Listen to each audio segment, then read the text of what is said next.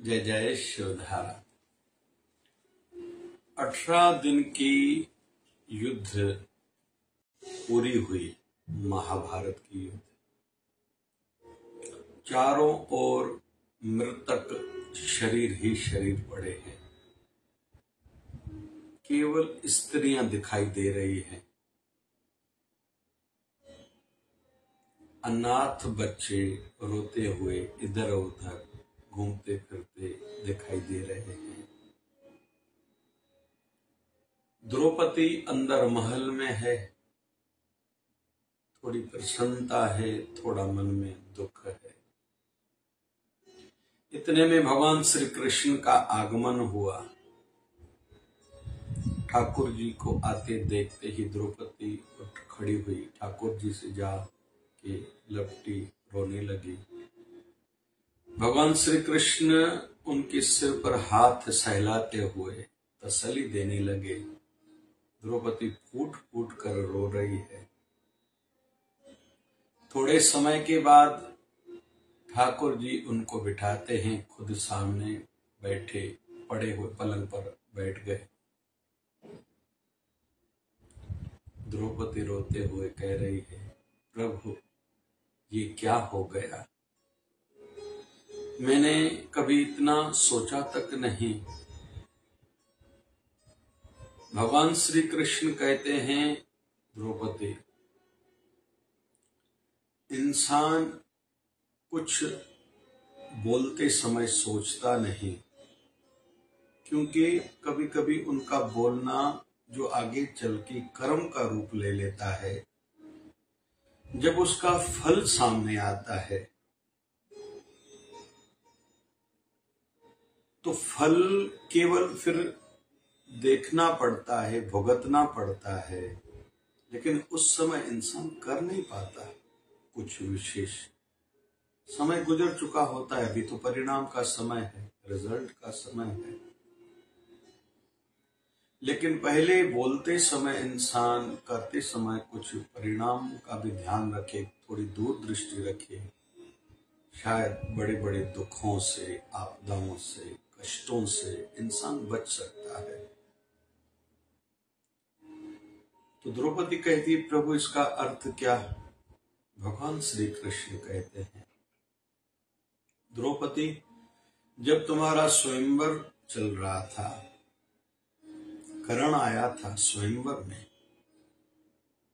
उसको तुमने अपमानित किया। कम से कम स्वयंवर में उसको भाग तो लेने देती थी। अगर ऐसा तुम करते थे ना, तो आज जो परिणाम सामने आया है, महाभारत की युद्ध हुई, इतने लोगों की हत्याएं हुई, कईयों के पति नहीं रहे, बच्चे अनाथ हो गए, पूरा रक्त ही रक्त चारों ओर दिखाई दे रहा है। शायद यह नहीं होता। दूसरा,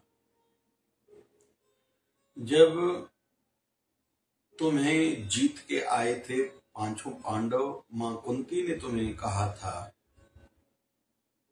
कि तुम पांचों की पत्नी हो, उस समय भी तुम अगर उस पर थोड़ा बोलती थी तो परिणाम शायद कुछ अलग होता था। तीसरा, जब दुर्योधन महल घूमने आया था, तुमने शब्द कहे थे, अंधे का बेटा अंधा। अगर यह शब्द तुम भी नहीं कहती थी, और जिसके परिणाम में केवल दुर्योधन दुशासन नहीं, 100 के 100 कौरव भाई मारे गए, इतनी जीव हत्या हुई, लोगों की मृत्यु हुई है, यह सब नहीं शायद होता था। परिस्थितियां कुछ अलग होती थी।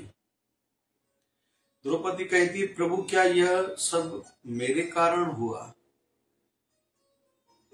भगवान कहते हैं, जो प्रकृति है ना, नियति है ना, क्रूर है, और हम सब जब कुछ बोलते हैं उस समय हमें नहीं ज्यादा समझता। कहीं तो भी तुम्हारे मन को थोड़ी तसल्ली भी होगी, प्रतिशोध जो तेरे मन में था, बदले लेने की भावना थी, वो तो ठंडक पड़ गई, लेकिन कितना कुछ नहीं। बर्बादी का सामना और इतना नुकसान झेलना विश्व को पड़ रहा है, और आगे भी इसका प्रभाव कहीं तो दिखाई देगा, क्योंकि हम लोग अभी समझ रहे हैं इंसान जो सोचता है माइंड में रहेगा तो बोलता भी वही है, और जो बोलता है तो करता भी वही है और होता भी वही है कहीं तो भी। तो नेगेटिविटी के लिए, बुराई के लिए, किसी को नीचा दिखाने के लिए, किसी का अहित नुकसान के लिए केवल या माइंड में आ गया तो वैसे शब्द निकलेंगे, वैसी चर्चाएं करेंगे, वैसा चिंतन चलेगा, और वैसे हमसे कर्म होंगे, हमसे या दूसरों से। जैसे कहीं कहीं दिखाई देता है, कहीं कहीं परिवारों में झगड़े होते हैं दो भाइयों के बीच में, और कहते हैं कोर्ट में सिविल सूट्स जितने भी हैं अधिकतर प्रॉपर्टी के हैं। तो दो भाइयों के बीच में झगड़े हैं तो संतानों को बताते हैं बहुत लोग, कुछ लोग नहीं बताते, कुछ लोग बताते हैं, फिर वो झगड़ा आगे तक चलता रहता है और परिणाम बहुत खराब दिखाई देता है। उसके विपरीत जो दो भाई जिन्होंने प्रॉपर्टी को महत्व न देके रिश्तों को महत्व दिया, इंसानियत को, मां बाप को, अपने पूर्वजों के नाम को महत्व दिया, तो उनकी संतानों में प्यार रहता है, बड़ा परिवार कहलाता है। लेकिन आजकल वो दिखाई नहीं देता। रही बात केवल प्रॉपर्टी ही सब कुछ नहीं है। धीरू भाई अंबानी 10th फेल थे, दोनों बेटों में बंटवारा हुआ। आज अनिल कहां, मुकेश कहां, अंबानी। केवल प्रॉपर्टी से ही काम होता था। कहां अमिताभ बच्चन, कहां अभिषेक बच्चन, और ऐसे उदाहरण कई मिलेंगे। स्वतंत्रता सैलानियों के जो परिवार वंशज हैं, आज उनके परिवार वालों के नाम कहां हैं। हम लोग जिस ओर वे देखेंगे, जिस भी क्षेत्र में देखेंगे, फील्ड फैकल्टी में देखेंगे, अगर उनके वंशजों में, उनके भाइयों में वह बात नहीं है तो उनका नाम भी नहीं है। जो करेगा काम उसका ही होगा नाम। तो कुल मिला के मन में बुरा विचार आने न दे, बहुत खराब परिणाम आता है। हमारे गुरुदेव भगवान सदगुरु स्वामी शिव भजन जी महाराज अक्सर कहा करते थे, जीवन में जितना हो सके विवाद से दूर रहो, संवाद करो, चर्चा करो, चिड़चिड़ ज्यादा नहीं करो, संवाद करो, बातें करो, चर्चाएं करो, जो भी विषय है, प्रॉब्लम है, लेकिन विवाद झगड़ा नहीं करो। वो आगे बढ़ नहीं पाएंगे, उठ नहीं पाएंगे, न आध्यात्मिकता की सफलता मिलेगी, न सुकून, न शांति, न सांसारिक उन्नति होगी, तरक्की कामयाबी उनको होगी, दुनिया में कोई बड़ा नाम कमाएंगे। जो पूरा दिन झगड़ते रहते हैं, झंझट पालते रहते हैं, इससे भी बदला लेने की भावना, यह भी दुश्मन है, वह भी दुश्मन है, वह भी दुश्मन है, और रुक जाएंगे। मन की शांति नहीं मिलेगी, आध्यात्मिक सिद्धि तो उनको मिलेगी ही नहीं। ऋषि महर्षि भी इतिहास में ऐसे बहुत से हैं, बाद में उन्होंने भी शांति का उपक्ष लिया है। तो विवाद से और दूसरा इश्यू से, हर बात को इश्यू बनाना, एक मुद्दा बनाना, झगड़ा करना, छोटी छोटी बात को दिल पे लेना, उल्हाने देना, दूसरों को उनका कारण मानना, फिर वह सोचते रहना, उसके कारण फिर नींद नहीं आएगी। माइंड हमारा बहुत काम कर सकता है, उनका माइंड काम नहीं करता जो दूसरों को कारण मानते हैं अपनी असफलता, नाकामयाबी का, जबकि अपनी स्किल कम है, काबिलियत कम है। वैसे काबिलियत बहुत है, उसको शार्प करें तो। जैसे उदाहरण दिया गया ना, धीरूभाई अंबानी के दोनों बेटों को संपत्ति तो मिली, लेकिन एक का दूसरा का हम लोग उनके परिवार पर नहीं। ऐसे उदाहरण कहीं भी हम लोग देखेंगे। क्रिकेटर ऐसे कई हैं, फिल्म स्टार ऐसे कई हैं, नेता राजनीतिक क्षेत्र में ऐसे कई हैं, अभिनेता हो, उद्योगपति हो, जिनके पूर्वजों ने उनको सब कुछ दिया, बड़ों ने दिया, लेकिन छोटों में स्किल नहीं थी, वैसी काबिलियत नहीं थी, वो रुके हुए थे। तो धीरे धीरे हम लोग जहर को अंदर से निकालते जाएं, प्यार को बढ़ाते जाएं, सदाचार को बढ़ाते जाएं, उमंग को, उत्साह को बढ़ाते जाएं। खुश होने के लिए छोटा सा कारण ही काफी। बच्चों से थोड़ी मस्ती करें, बहुत आनंद आता है। थोड़ा प्राकृतिक वातावरण में चले जाएं, आनंद लिया जा सकता है। थोड़ा आउटिंग में जाया करें। बारिश के दिनों में बारिश का आनंद लेना सीखें, या सवेरे जल्दी उठ के केवल अपने घर के प्रांगण या बालकनी में बैठ जाएं, घर की छत पर चले जाएं, हम आनंद ले सकते हैं। बहुत आनंद है सवेरे 5 बजे उठ के केवल बैठ जाए, केवल उस शांति का अनुभव करें। इधर अपने विचारों को ठीक करें, प्रतिशोध बदले लेने की भावना न हो, जलन भावना न हो, ईर्ष्या न हो, किसी को गिराने की भावना न हो, कोई मेरा शत्रु नहीं है। बस यह ज्ञान के माध्यम से खुद को ठीक करें, अपने विचारों को ठीक करें। पॉजिटिव ज्यादा सोचें, ज्यादा सुने। कथा सत्संग इसलिए तो जरूरी कहा जाता है क्योंकि फिर से विषय आएगा, सोच अच्छी नहीं तो शब्द अच्छा नहीं निकलेगा, शब्द अच्छा नहीं और वही फिर कर्म का रूप लेगा, और वही कर्म हमारे परिणाम रिजल्ट का रूप लेगा। यह क्यों खराब होता है? गलत किसी ने कहा, क्योंकि कहते हैं एक इंसान ही ऐसा है कि गलत जो सुना या विचार में आया, तो वैसे दूसरे पशुओं के दांतों में विष रहता है, इंसान की जुबान पे विष रहता है। कहते हैं मीठे बोलने वाले की तो मिर्ची भी बिकती है, कड़वे बोलने वाले की कोई शहद भी नहीं लेता। सॉफ्ट कोमल स्वभाव वाले व्यक्ति से हर कोई व्यवहार, व्यापार, लेन देन, रिश्ता करने में देरी नहीं करता।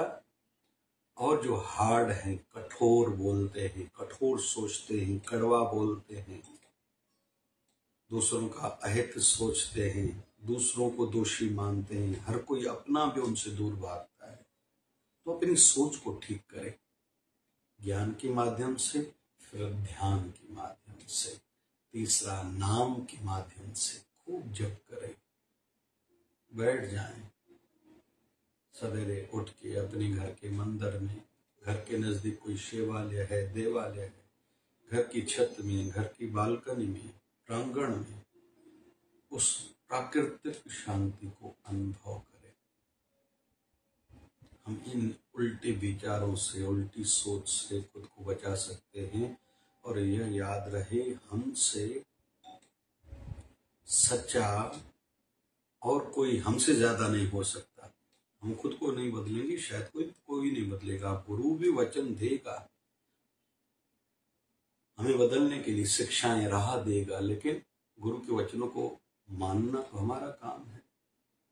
गुरु को तो माने, लेकिन गुरु की जो मानेंगे, सही में उन्होंने गुरु धारण करने का लाभ प्राप्त किया है। बहुत से लोग गुरु करते हैं, गुरु की नहीं मानते, जिसके कारण जितना उनको अपने गुरुदेव से, देहधारी गुरु से लाभ मिल सकता था, नहीं प्राप्त कर सकते। गुरु कहते हैं मैं रोज नाम जपता हूं, तुम्हें जपना पड़ेगा। मैं खुद सेवा रोज करता हूं, तुम्हें भी इस मार्ग को अपनाना पड़ेगा।